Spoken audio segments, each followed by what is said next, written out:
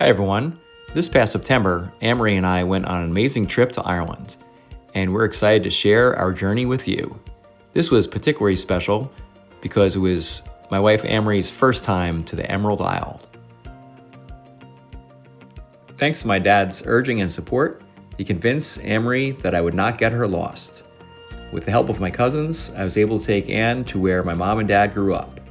The highlight was traveling to my family's roots in County Meath, Ireland, visiting my parents' villages and the old family homes. So grab a cup of tea and let's go live history. The trip got started with a family reunion on my mom's side, hosted by my cousin Sheila, who invited the relatives to meet AnnMarie at her beautiful house.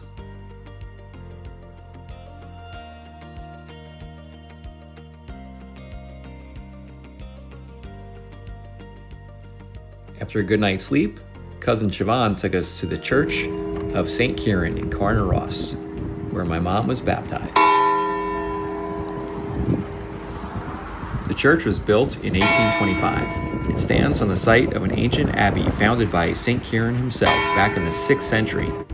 Just down the road is his famous Holy Well, which people still visit today.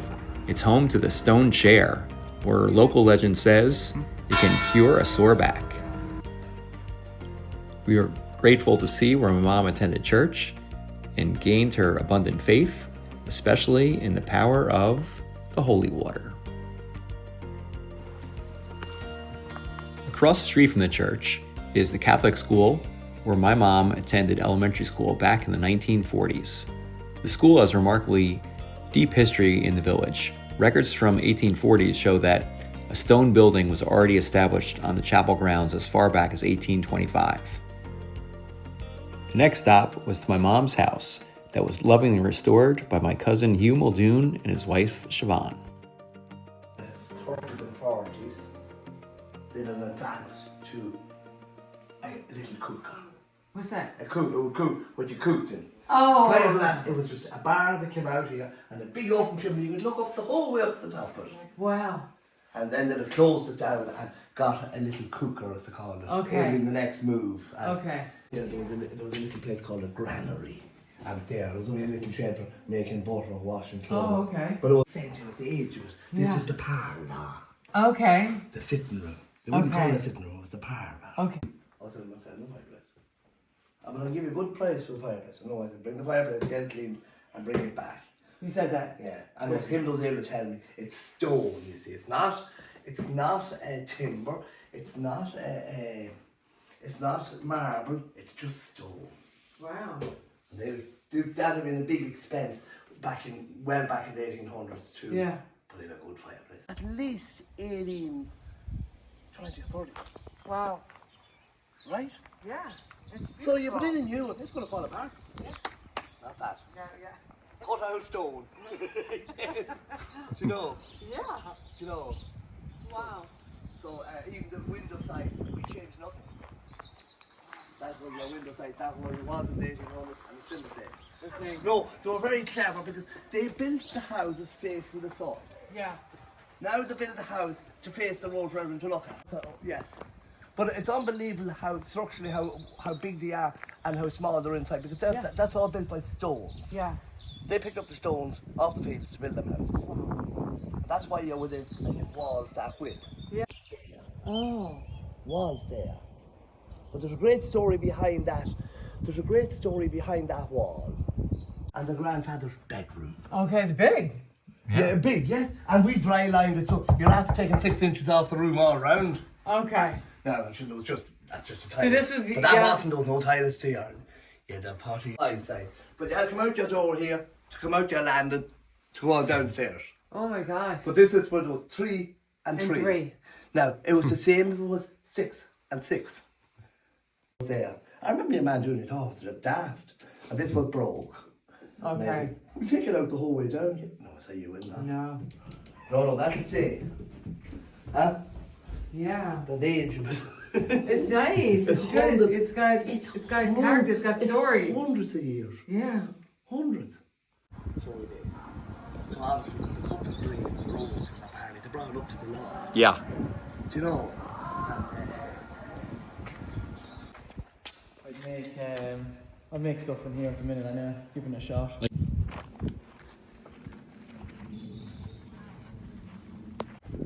The other guy was looking at me. Yeah.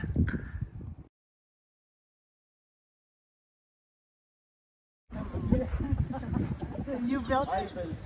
Meant to get the machinery in. And There was 1, 2, there was 3, and then that corner unit was always abandoned. yeah. All right. Dare say. And they were knocked.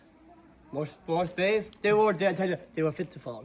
No, you'd be jumping at you. You'd be jumping on top of you. Jumping on you. Jumping on you. All right, so. David, this is the winter storage. Oh my God!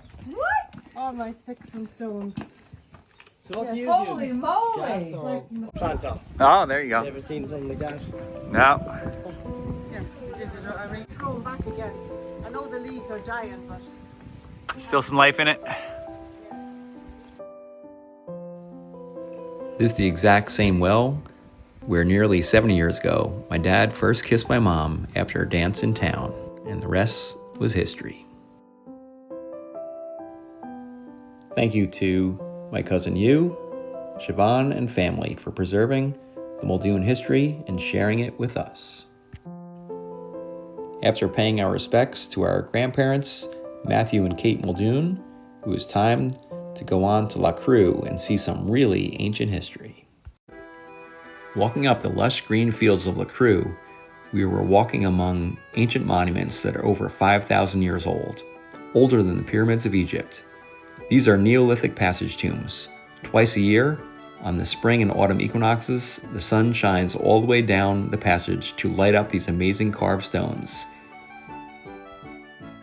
I don't know. I mean, it's like the art of like the Celtic art. But you'll see those swirls a lot, like on jewelry and. Okay. That's right. Where we are standing is the highest point in County Meath. The tombs themselves are 5,000 years old, but the rock beneath our feet is hundreds of millions of years older, formed when Ireland was just an ocean floor. Up from here, you can see the landscape unfold across a huge part of the country. These ancient people chose the most powerful and commanding place to build their incredible monuments. After visiting the ancient stone of Loughcrew, we jump forward several thousand years in time with cousin Sheila to one of the most significant medieval sites in Ireland, Trim Castle. This wasn't just a home, it was a fortress that controlled a massive region. Just look at the center tower. That huge cross-shaped design is incredibly unique and made to be virtually impenetrable. For hundreds of years, this castle represented English power in Ireland, defending the border of the English-controlled area known as the Pale. And for you movie fans, you might recognize these walls, because this is where they filmed a lot of Braveheart. That they may take our lives, but they'll never take our freedom! The next day, AnnMarie and I visited the village of Minalty, also known as Tidy Town, to see where my dad, Patrick J. Riley, once called home. We stopped in to see how the restoration project is going at my dad's church, and we're happy to report back that the project is on time and under budget. A quick Uber drive brought us to my dad's home, where my Uncle Stephen and his wife Catherine gave us a tour of the old homestead. For my dad growing up in the 1930s, this time was right before big changes. Right before electricity arrived, it was the tail end of a century-old way of life. It's hard to imagine, but it gives you a huge respect for the hard work that built this place. On Tuesday, Ann and I managed to navigate the buses of Ireland and made our way to the Hill of Tara, near the city of Navan. For thousands of years, this was the spiritual and political heart of Ireland. As we stand here on the Fort of Kings, we are walking where 142 high kings were crowned. Think about the history here. From a 5,000-year-old passage tomb to the very spot where St. Patrick supposedly faced off against a pagan high king to announce the arrival of Christianity. It is a sacred spot that really connects all strands of Irish history.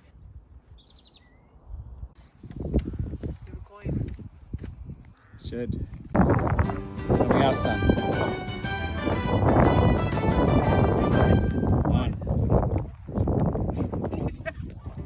Two. Three. We're good luck.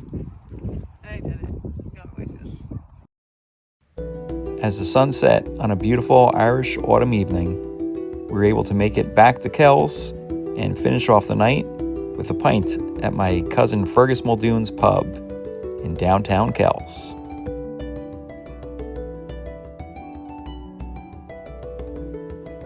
On Wednesday, after our morning breakfast at the Headford, it was time to stop in with my cousin Michael Duffy to learn more about life on the modern-day farm in Ireland. Come here. He knows. He's not a lovely cat. Yeah. They were twin cats. Then. That's what they are. They look like little fellas, but they'll be nice ones. Now, we'll go up now and show you Steve. Yeah. How cute is he? Yeah. Just up and lovely there, no? Yeah. Like this one up there near Cav, and you see that second one out. Farming in County Meath has come a long way since my parents' days, but it is reassuring to know that the dedication to the land is still alive and well on the bustling modern farms of my cousins on both sides. We returned to the Headford in the evening for a gathering of friends and family on my dad's side. Though my dad moved away from Rinaldi more than 6 decades ago, the bonds of family and friendship he formed in the village have stayed with him, proving that you can leave the land, but the people never leave you. His thoughts have always been right here with his family and friends, which makes bringing AnnMarie back to his roots so incredibly special.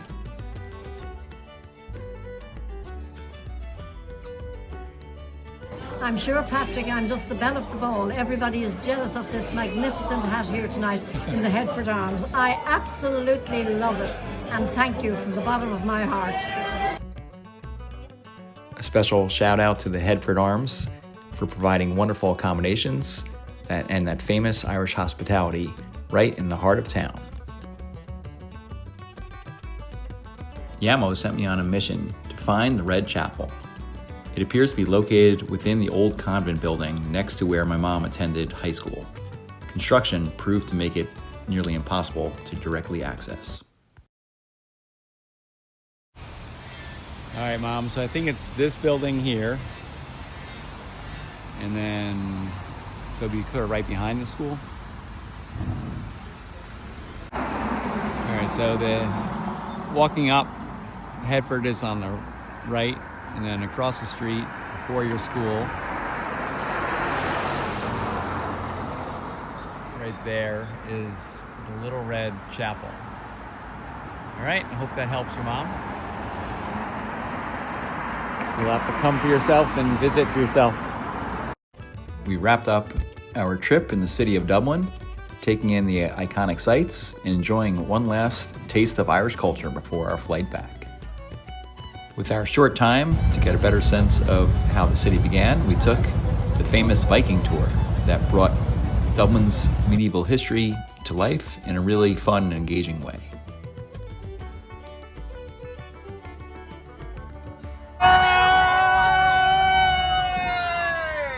Look at all these yuppies. Give them a roar. 1, 2, 3.